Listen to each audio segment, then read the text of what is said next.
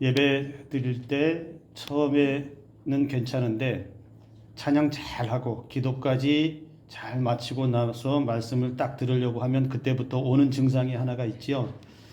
내 눈을 무겁게 하시는 분이 꼭 그때만 되면 어김없이 찾아오는데, 재미난 얘기 해드릴까요?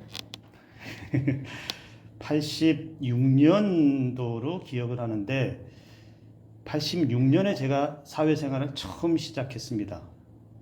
그때 서울에 올라가서 처음 직장 생활이라고 해서 공장에 갔는데, 그 공장이 책을 만드는 공장이에요. 을지로 이가에 책을 만드는 공장인데 얼마나 힘든지 몰라요.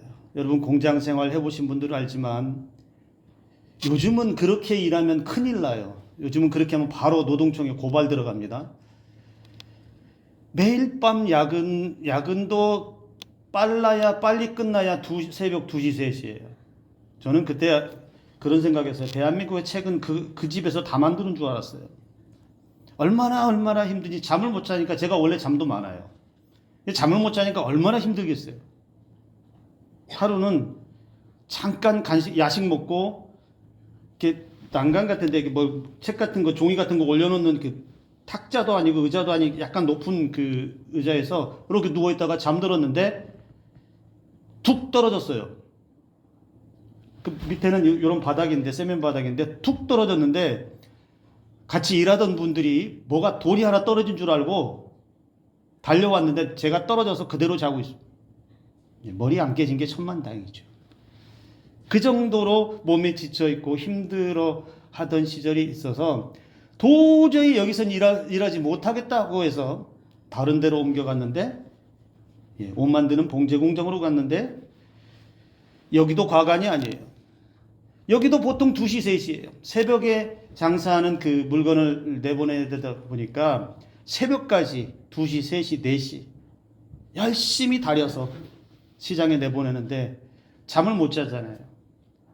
잠을 못 자는 게 저에게는 세상 그 무엇보다 고통스러운 게 없어요. 이게 피로가 쌓이니까 여러분 견뎌낼 수 있겠습니까? 부끄러운 고백인데요. 제가 그래서 1년에 한 2번 정도는 아무 말 안 하고 도망가 버렸어요. 어디로 도망갔을 것 같아요? 예수 믿기 전에는 밤 6시에 서울역에서 기차 타고 여수로 가버렸어요. 그냥 여수에 누가 있게요? 아무도 없어요. 너무 힘들어서 그냥 도망갔어요. 가서 실컷 여수 가서 그냥 걸어서 여기저기 다니면서 구경도 하고, 돈 몇 푼 안 되는데 그걸로 맛있는 거 사 먹기도 하고, 자고 싶으면 어딘가 선선한 곳에 가서 그냥 누워서 잠들고, 오히려 그게 더 편했던 그런 시절이 있습니다. 근데 청년부, 교회 나와서 청년부 활동하면서 그 버릇을 못 고쳐서 1년에 한 2번은 또 도망쳤어요. 너무 힘들어서. 근데 청년부 때는 어디로 갔느냐면, 제가 언젠가 한번 얘기 드렸죠. 강남 금식기도원. 경기도 청평에 가면 강남 금식기도원이 있어요. 거기 가면 여름에는 시원합니다. 너무너무 시원해요. 그리고 하는 게 딱 한 가지밖에 없어요. 아침 먹고 예배드리고, 점심 먹고 예배드리고, 저녁 먹고 예배드리고, 자다가 눈 떠서 기도하고, 이게 다예요. 시원한 곳에서 밥 먹고 예배드리고, 밥 먹고 예배드리고, 밥 먹고 기도하고, 밥 먹고 예배드리고, 한 2박 3일 그렇게 하면 너무너무 은혜가 되고 너무너무 좋아요. 피로가 싹 풀리죠. 겨울에는 정말 따뜻한 곳에서 그렇게 보냈어요. 그게 너무너무 좋아서 공장을 몰래 도망치듯이, 그런데 그게 저에게는 제 신앙의, 제 삶의 에너지가 충전되는 그런 시간이었습니다. 지금은 도망가라고 안 가요. 지금은 그렇게 도망갈 이유도 없고, 지금은 하나님께서 늘 삶 가운데 함께 하시는 은혜가 있기에 거기서 주시는 은혜대로, 거기서 주시는 에너지를 얻어서 살아가고 있음을 믿음으로 고백합니다. 오늘 이 자리에 계신 여러분들 가운데 여러분의 신앙의 에너지는 어느 정도 차 있습니까? 지금 에너지가 충만하게 찰랑찰랑 넘치는 상태에 있습니까? 아니면 저 밑바닥에서 겨우 없는 건 아닌데 겨우겨우 신앙의 에너지가 조금 있어서, 삶의 에너지가 조금 있어서 그냥 버텨내는 정도이십니까? 오늘 말씀 가운데 여러분의 마음속에, 여러분의 신앙과 삶 속에 다시 한번 신앙에 충만한 에너지가 채워질 수 있기를 주님의 이름으로 축복합니다. 오늘 사도 바울은 디모데를 향해서, 또 거룩한 소명자로 부르심을 받은 디모데를 향해서 어떻게 살아야 하는지에 대해서 말씀해 주면서 오늘 우리에게도 이 땅의 그리스도인 하나님의 사람으로 살면서 어떤 삶을 살아가야 될 것인가 라고 하는 것을 우리에게 분명히 가르쳐 줍니다. 우리가 그리스도인으로 살아가지만, 하나님의 사람으로 살아가지만 늘 충만한 상태로 머물러 있지는 못합니다. 살다 보면 에너지가 빠질 때가 있죠. 지칠 때 있습니다. 삶이 답답해서 무너지는 순간도 있습니다. 어찌할 바를 몰라서 내 마음속에서 그렇게 밑으로 자꾸만 깔아앉는 듯한 그러한 경험을 할 때가 있고 밀려올 때가 있지요. 나는 그러고 싶지 않지만 상황이 나를 그렇게 만들기도 하고, 다른 사람들과의 관계에서 그런 일들이 이루어지기도 하고, 내 신앙적으로도 그러한 경험을 할 때가 있습니다. 뭔가를 해야 된다는 건 알지만 몸이 움직이지 않아요. 마음이 움직이지 않을 때가 있죠. 이래서는 안 된다라고 하지만 내 뜻대로 잘 되지 않을 때가, 마음이 허락하지 않아서 회복하지 못할 때가 많이 있죠. 몰라서가 아니고 안 되는 것. 왜 그럴까요? 어쩌면 그 신앙과 삶의 에너지가 떨어졌기 때문에, 방전되어 있기 때문에 그런 것은 아닌가.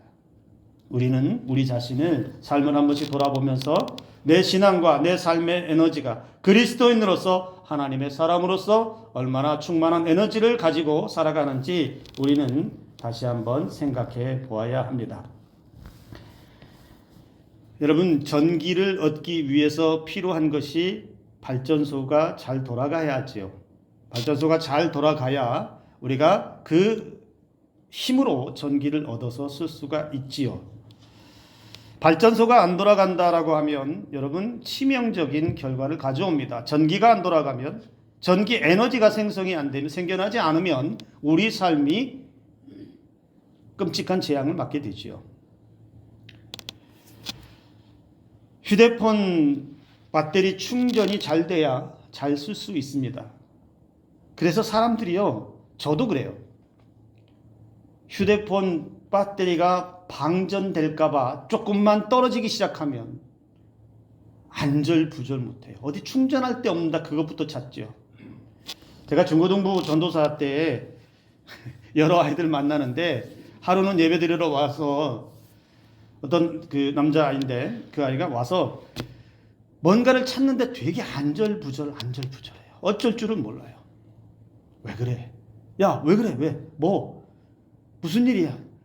아니요, 전사님, 아니 그게요, 말을 못해. 말을. 왜 그러냐고 말을 해보는데, 왜 그런가 했더니 핸드폰 배터리가 한 칸 남았대요. 한 칸 남았는데 충전해야 되는데, 게임도 해야 되는데 충전해야 되는데 충전기가 없다는 거예요. 그래서 어디 전사님 충전기 없어요. 충전기 없어요.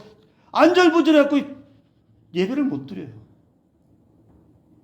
내가 그걸 보면서 제가 그 친구에게 그런 얘기를 한 적이 있어요. 야, 핸드폰 배터리에 그 한 칸 남은 것 때문에 저렇게 안절부절하는데,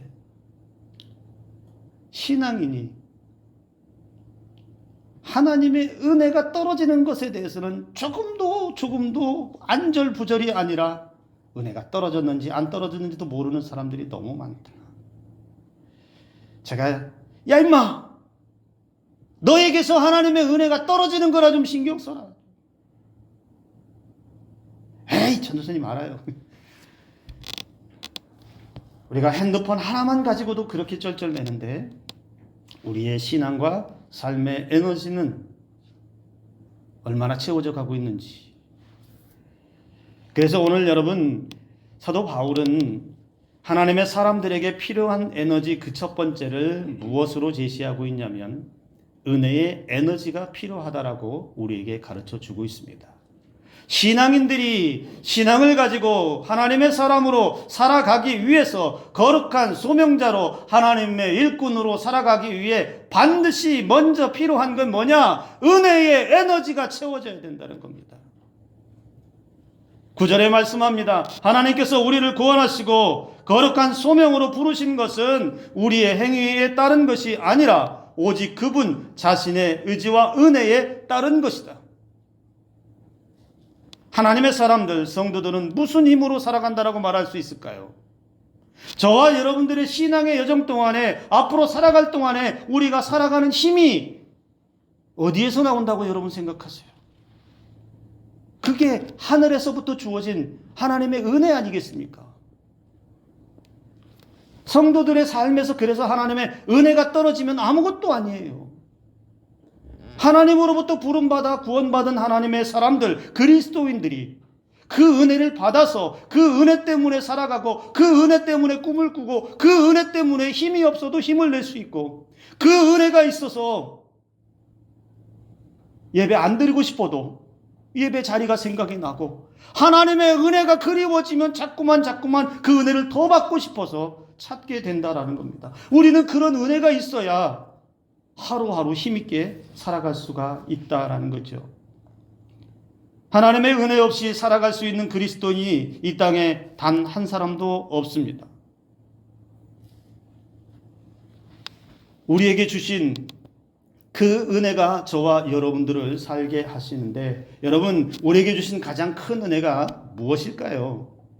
여러분들이 받은 은혜 중에 가장 큰 은혜가 무엇이라고 생각하세요? 그것은 예수 그리스도의 십자가의 구원의 은혜인 줄로 믿으시길 바랍니다. 죄와 허물 가득했던 우리들을 향해서 일방적으로 하나님께서 베풀어 주신 독생자 예수 그리스도의 십자가의 구원의 은혜가 우리에게 다 주어졌고, 이 땅에 살아가는 하나님의 백성들은 그 은혜를 믿고 살아가는 거예요. 십자가의 구원의 은혜가 없으면 성도는 아무것도 아니에요. 우리가 공로가 있고 우리가 선행을 많이 하고 우리에게 특별한 조건이 있어서 그 십자가의 은혜를 주신 게 아니라는 겁니다. 구원의 은혜를 주신 게 아니라는 겁니다. 하나님께서 우리에게 일방적으로 그냥 주셨어요. 누구든지 예수 그리스도의 십자가의 은혜 안으로 들어오는 사람에게는, 누구든지 독생자 예수 그리스도를 받아들이는 사람에게는 값 없이 구원받을 수 있는 그 은혜, 영원히 멸망하지 않는 은혜, 영원히 죽지 않는 은혜, 그 은혜를 가지고 우리가 죄인으로 살았지만 더 이상 죄인이 아닌 하나님의 자녀로 살게 되었다라는 것입니다. 여러분, 십자가의 구원의 은혜 없이 어떻게 우리가 신앙인이라고 말할 수 있습니까? 이 은혜 빼고서 우리가 어떻게 신앙을 논할 수 있어요? 우리가 이 은혜에 힘 없이 어떻게 하루하루 신앙인이라고 말하며 살 수 있겠느냐라는 것이죠. 그렇기에 우리에게 필요한 것이 무엇입니까? 바로 이 십자가의 은혜에서부터 시작되어지는, 나를 일으켜 세워주시는 그 은혜가 우리 안에 충만해야 된다라는 것입니다. 요즘 시대의 사람들을 편하게 해주는 게 참 많습니다. 컴퓨터도 그렇고 자동차도 그렇고 뭐 핸드폰은 말할 것도 없지요. 온갖 전자제품들이 많이 쏟아져 나왔어요. 과거에는 상상도 못했던 인간을 편리하게 하는 그런 여러 가지 전자제품들과 기계들이 많이 나왔습니다. 그런데 그 기계들을 움직이는 에너지가 반드시 필요합니다. 에너지가 없이는 아무것도 움직일 수가 없어요.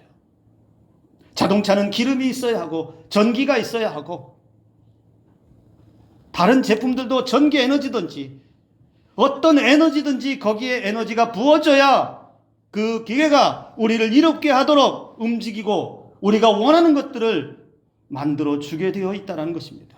만약에 여러분 자동차나 전자제품이나 휴대폰이나 여기에 에너지가 없으면 그냥 쇳덩어리에 불과할 뿐이라는 겁니다. 신앙인에게 있어서 여러분, 은혜가 없다는 건 뭘까요? 그냥 쇳덩어리와 마찬가지인 것처럼 살아있지 못한 그런 신앙에 불과하다라는 것입니다. 여러분, 사도 바울을 한번 보세요. 사실 사도 바울은 예수님 만나기 전엔 은혜 없이도 살았어요. 은혜 없이 자기 신념과 율법주의자로 살았던 대표적인 인물이 사도 바울입니다. 그런데 그의 삶은 언제나 은혜 없이 살 때에는, 하나님의 은혜가 부어지지 않을 때는 그는 어떤 사람이었느냐? 살기가 가득한 사람이었습니다. 폭력적인 사람이었어요. 잔인한 사람이었어요. 율법으로 정죄하고 사람들을 박해하고 사람들을 힘겹게 하는 사람이었습니다.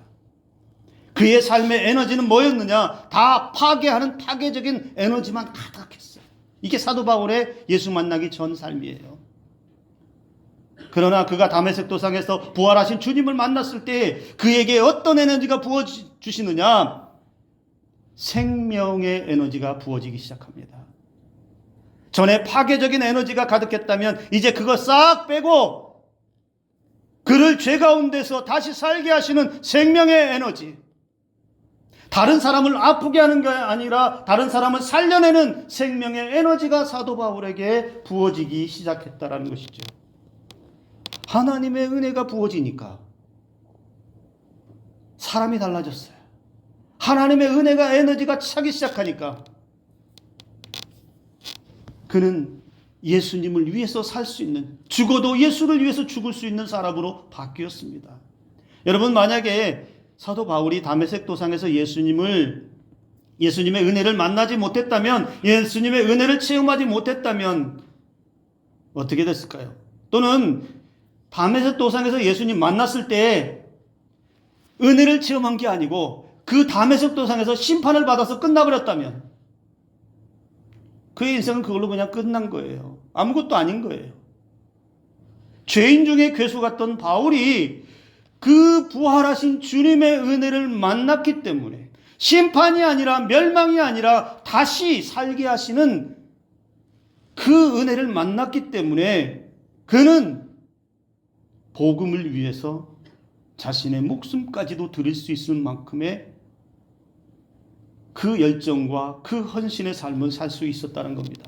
은혜가 부어졌기 때문에 전에는 다른 사람을 해쳐내는 삶을 살았는데, 전에는 다른 사람을 파괴하는 삶을 살았는데, 하나님의 은혜, 예수 그리스도의 부활의 은혜가 부어지고 나니까 사도 바울의 삶은 은혜의 에너지가 충만하게 채워져서 어떤 목숨을 위협하는 그 자리에서도 담대했어요. 감옥에 들어가고 매를 맞고 사람들로부터 억울한 누명을 씌워도 그에게는 은혜가 있었기 때문에 그는 그 모든 고난과 박해와 어려움들을 넉넉하게 이겨냈어요. 사도 바울은 그래서 고린도 전서 15장 10절에서 이렇게 고백을 했습니다. 여러분, 고린도전서 15장 10절의 말씀을 우리가 함께 같이 읽어볼까요? 네, 화면에, 네, 우리 함께 읽습니다. 시작. 내가 나된 것은 하나님의 은혜로 된 것이, 내가 한 것이 아니요 오직 나와 함께 하신 하나님의 은혜로라. 사도 바울이 고백할 수 있는 게 이거밖에 없었어요. 내가 한 게 아니고 나의 나된 것은 하나님의 은혜였습니다. 하나님의 은혜가 부어지니까, 그 은혜가 넘치니까 내가 이렇게 될 수 있었습니다. 하나님의 은혜가 부어지니까 복음 전하는 것이 너무 기뻤습니다. 은혜가 부어지니까 고난이 와도, 어려움이 와도, 환난이 오고 목숨을 위협받는 그런 순간이 와도 견딜 수 있었습니다. 은혜가 채워지니까, 모든 것이 은혜로 보여지니까 살만했습니다. 이 고백 아니겠습니까? 오늘 이 자리에 계신 저와 여러분들에게도 이 은혜의 에너지가 충만하기를 주님의 이름으로 축복합니다. 매일 매 순간에 하나님의 은혜가 그래서 우리의 믿음의 눈을 열어서 보여줘야 합니다. 그렇기 위해서 여러분의 삶에서 여러분의 가정에, 여러분의 마음속에 은혜가 들어가는 통로를 활짝 열어놓고 계시길 바랍니다. 어디를 통해서 들어오시나요? 은혜가 어디를 통해서 들어오나요? 예배를 통해서 들어오겠지요. 말씀을 읽을 때 은혜가 들어오겠지요. 기도할 때 은혜가 들어오겠지요. 일하면서 찬송을 흥얼거려도 그 속에서 은혜가 들어오겠지요. 그뿐만이 아니겠지요. 사람들과의 관계 속에서도 충분히 은혜가 들어옵니다. 다른 사람의 이야기를 들으면서, 다른 신앙인의 이야기를 들으면서도 그들의 신앙 속에서 은혜가 나에게로 향할 수 있습니다. 그 은혜가 들어오는 통로를 활짝 열어놓고 내 마음속에, 우리의 삶 속에 있는 은혜의 에너지가 떨어지지 않도록 충만히 채워가는 저와 여러분들 되기를 간절히 원합니다. 사도 바울은 두 번째 필요한 것이 믿음의 에너지가 필요하다라고 말하고 있습니다.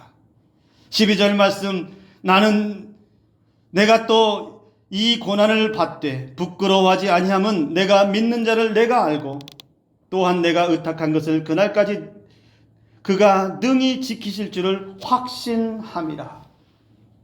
사도 바울은 예수님으로부터 부르심을 받은 이후에 삶의 자세가 완전히 달라졌어요. 특별히 고난에 대한 자세가 달라졌습니다. 조금 전에도 말씀을 드렸지만 은혜가 있으니, 그리고 그 은혜가 부어지니 고난을 피하지 않았습니다. 고난 앞에서 당당하게 맞섰습니다. 그리고 오늘 고백처럼 그는 고난을 부끄러워하지도 않았습니다. 왜 그럴까요? 예수 그리스도께서 자신을 알고 있고 그리고 끝까지 지켜주심을 확실히 믿고 있었기 때문에 그렇습니다. 내가 고난을 받지만, 내가 지금 어려움을 만났지만, 내가 지금 두려움을 만났지만 저들이 나를 해치 못하고 누가 나를 지켜주실 것이냐, 누가 나를 보호하실 것이냐, 누가 나를 내 옆에서 나를 호위하셔서 상하지도 않게 하시고 해하지도 않게 하실 것이냐, 우리 주 예수 그리스도께서 나를 지켜주실 것이다. 이 굳건한 믿음이 있었기 때문에 두렵지 않은 거예요. 그것이 두려움의 문제가 되지 않는 겁니다. 내게는 확고한 나를 지켜주시는 예수님에 대한 믿음이 있으니 다른 것이 문제가 되지 않는 거예요. 다른 것이 내 마음을 흔들지도 못하는 거예요. 믿음의 에너지가 그만큼 강력하다라는 것을 말해줍니다. 여러분, 우리가 세상을 살 때에도 이 나라의 민족 가운데 대한민국 사회 현실에서도 믿음 없는 국가나 믿음 없는 사회가 얼마나 살기 힘든지 아세요? 서로가 서로를 믿지 못하거나 우리가 정부를 믿지 못할 때 거기서 따라오는 갈등과 분열이 얼마나 심각합니까? 우리가 다른 사람들을 믿지 못하는 관계에서 지낸다고 생각해 보세요. 이 땅에 우리가 만날 사람이 한 사람도 없어요. 믿음이 없다면. 그런데 하나님 앞에서 하나님의 은혜를 받고 살아가는 사람들, 예수 그리스도를 구주로 고백하는 사람들이 확고한 믿음의 에너지가 없이 살아간다면 뭘 바라보고 살아갈 수 있겠습니까? 삶에 문제가 생기고 어려움이 생기면 여러분 무엇으로 견뎌내겠습니까? 나와 함께 계시는, 변함없이 요동하지 않고 계시는 주님을 내가 믿기에 지금은 고난이 있어도, 지금은 슬픔이 있어도, 지금은 어려움이 있어도 이 문제는 주님이 해결하실 것을 확실하게 믿기에 내 걱정이 아니다, 내 문제가 아니다, 이것은 주님이 해결하신 문제다. 우리에게 이런 믿음이 다시 솟아나기를 주님의 이름으로 축복합니다. 심리학자 엘버트 반두라라고 하는 사람이 자기 효능감이라고 하는 이론을 제시를 했는데, 이 자기 효능감이라는 이 글 중에서 제가 한 부분을 좀 가져왔습니다. 믿음은 단순한 태도가 아니라 실제 결과를 바꾸는 자원인 것이다. 태도가 바뀌고 행동이 달라지며 결국 결과도 달라진다. 믿음은 현실을 끌어당기는 힘이 된다. 심리학자가 이렇게 말했어요. 믿음이 어떤 결과를 가져온다고요? 태도가 바뀌고 행동이 달라지고 결국 삶의 결과가 달라진다는 거예요. 무엇 때문에? 믿음 때문에. 세상의 심리학자도 이렇게 말하는데 전능하신 하나님을 믿고 있는 그 믿음은 뭘 바꾸겠습니까? 우리가 하나님을 굳게 믿고 있을 때 하나님은 우리의 무엇을 바꾸시겠습니까? 우리의 인생을 전체를 다 바꾸시는 줄로 믿으시기 바랍니다. 우리가 어떻게 살아야 하는지, 그 삶에 대해서 어떤 태도를 가져야 하고, 그리고 그 태도가 변화된 태도를 통해서 우리의 삶의 결과가 어떤 결과로 주어질지 하나님을 굳건하게 믿는 사람은 분명히 달라질 줄로 믿습니다. 그렇기에 우리 하나님의 사람들, 그리스도인들이 살아가는 삶은 이 믿음의 에너지가 계속해서 방전되지 않고 채워져 있어야 된다는 거예요. 믿음은 상황에 따라 요동하지 않습니다. 믿음은 늘 그대로 있습니다. 믿음은 언제나 그 자리에서 하나님만을 바라보는 게 믿음입니다. 상황이 이렇다 저렇다 하여서 거기에 휩쓸려 다니는 것, 그것이 믿음이 아니라는 거예요. 오늘 저와 여러분들의 믿음은 확고한 그 자리에 하나님만 온전히 바라보는, 그래서 그 믿음 때문에 우리 신앙의 태도가 바뀌고 신앙의 행동이 달라지고, 그리고 우리 신앙의 삶의 결과가 하나님의 은혜로 달라지는 복된 삶들이 되시기를 주님의 이름으로 축복합니다. 마지막 세 번째, 우리 하나님의 사람들 그리스도인들에게 필요한 에너지는 성령의 에너지라고 우리에게 가르쳐 줍니다. 14절 말씀, 우리 안에 거하시는 성령으로 말미암아 내게 부탁한 아름다운 것을 지키라. 우리 안에 거하시는 성령으로 말미암아. 여러분, 우리 신앙인들에게서 뺄 수 없는 에너지 중에 하나가 바로 성령 충만함의 에너지입니다. 우리가 잘 아는 것처럼 예루살렘 초대교회의 부흥이, 예루살렘 초대교회가 어떻게 탄생하지요? 성령의 역사를 통해서 탄생했습니다. 성령의 충만함의 결과가 예루살렘 교회를 만들었고, 성령의 충만함의 결과가 사도들을 복음을 전하는 위대한 사도로 만들었습니다. 베드로와 같은 사도는 성령 충만함을 받아서 예수 그리스도의 십자가의 부활을 증언하기 시작할 때 회개하고 세례받는 사람들이 3,000명씩 5,000명씩 부흥하는 역사들도 만났습니다. 성령의 에너지가 충만한 자리에 이런 역사가 일어났다는 것을 교회 역사에서 보여주고 있습니다. 그리스도인들 가운데 교회 안에 무기력하게 살아가는 사람들이 참 많습니다. 믿음도 있는 것 같은데, 은혜도 받는 것 같은데, 아무 힘도 없고 무기력하게 그냥 신앙이 살았는지 죽었는지, 살은 것 같은데 죽은 것 같고, 죽은 것 같은데 살아있는 것 같고, 그냥 그저 그런 능동적이지 못하고 수동적으로 그냥 끌려다니다시피 하는 그런 신앙의 사람들이 참 많습니다. 왜 요즘에 그리스도인들이 예전의 믿음의 선배처럼 뜨겁지도 않고 순종적이지도 않고 헌신도 하지 않을까? 그 헌신할 만큼의 에너지가 없고 예수님을 향한 뜨거운 사랑의 에너지가 없기 때문 아니겠습니까?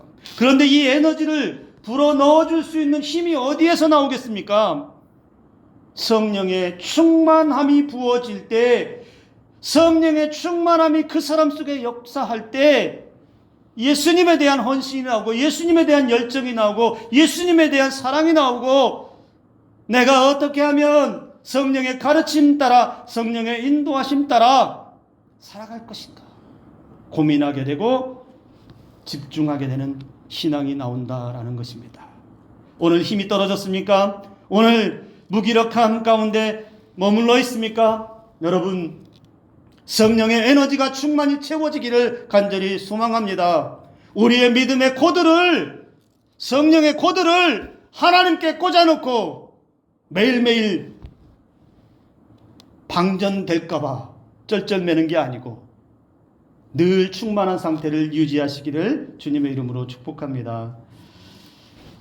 인터넷에서 제가 찾은 글 중에 성령의 이끄심으로 살아가는 20가지 에너지라고 하는 글이 있는데 다 할 수 없어서 제가 한 10가지만 좀 가져왔는데요. 읽어드릴게요.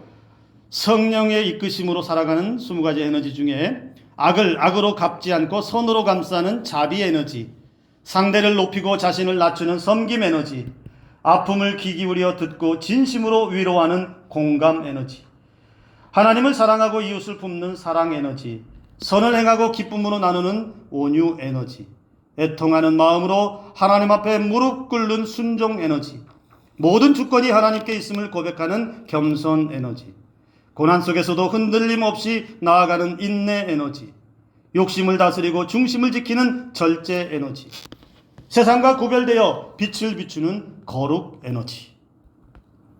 여러분, 이 성령의 에너지들을 여러분들 가슴에 채워가는 은혜가 있기를 주님의 이름으로 축복합니다.